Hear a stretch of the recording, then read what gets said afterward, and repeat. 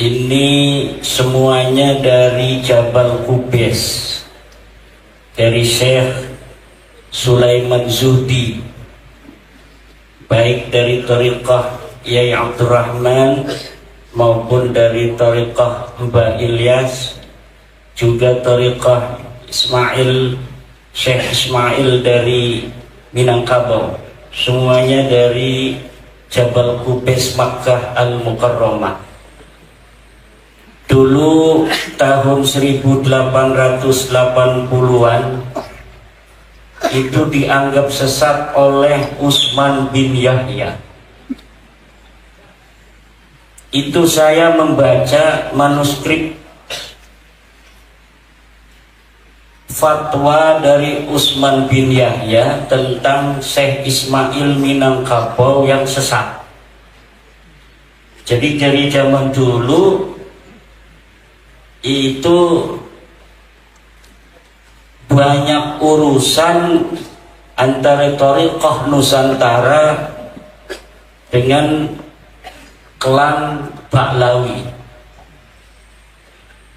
Di Banten dan Bekasi, Utsman bin Yahya ini berfatwa kiai-kiai Thariqah Qadiriyah Naqsabandiyahnya sama ke Jabal Qubais, tapi dipadukan kalau di Banten dengan Qadiriyah.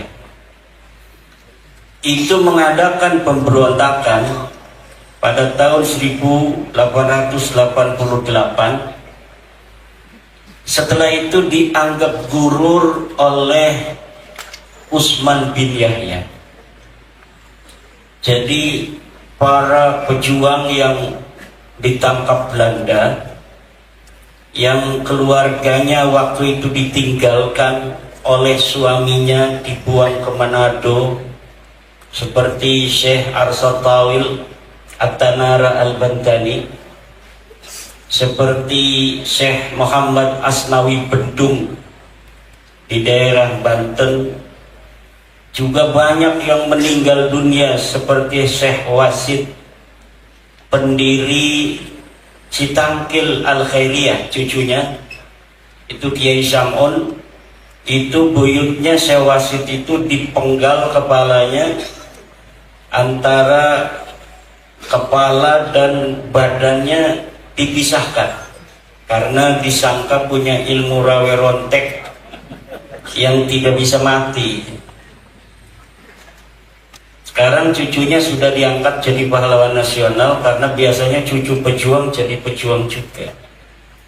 Dulu Syekh Wasidnya adalah dengan izin daripada gurunya Syekh Abdul Karim Tanara mengadakan pemberontakan sampai meninggal dunia sebagai syahid. Kemudian cucunya jadi pahlawan perjuangan pergerakan mengusir Belanda tahun 45. Kiai Sam'un, ketua PCNU Serang. Ketua PCNU Serang, dia juga mempunyai sebuah pangkat militer, Letjen. Letjen setelah meninggal, Letnan Jenderal, bukan Letjen, Brigjen Sam'un, salah satu tokoh Nahdlatul Ulama yang kemudian mendapat gelar pahlawan.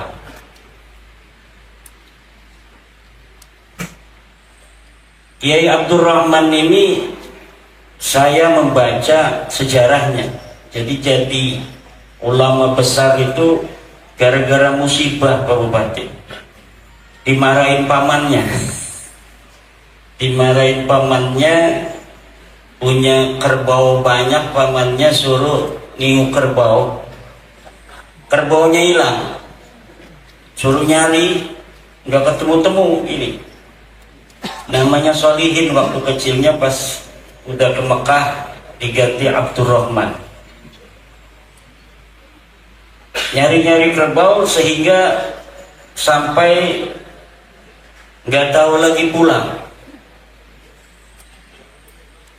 Akhirnya beliau mondok terus, tidak pulang-pulang. Udah pinter pengen ke Mekah Al-Mukarramah, kata gurunya di Jawa Timur kalau mau ke Mekah izin dulu ke orang tua. Sedang dia udah belasan tahun gak pulang-pulang. Pas pulang orang tuanya nggak inget. Dia pura-pura jadi musafir aja.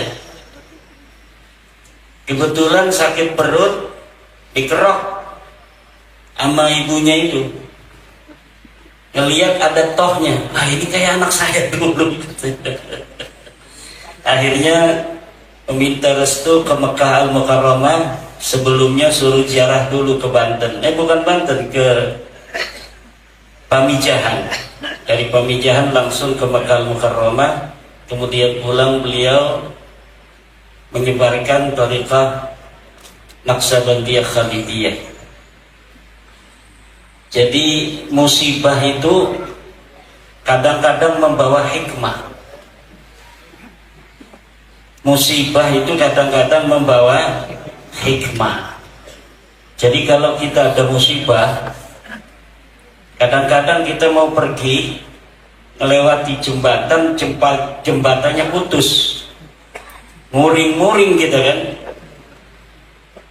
Setelah muring-muring ternyata kita nggak jadi ke sana, itu pas di sana ada orang berita dibegal. Kalau kita jadi ke sana melewati, mungkin kita yang dibegal. Tapi karena jembatannya putus, kita balik lagi.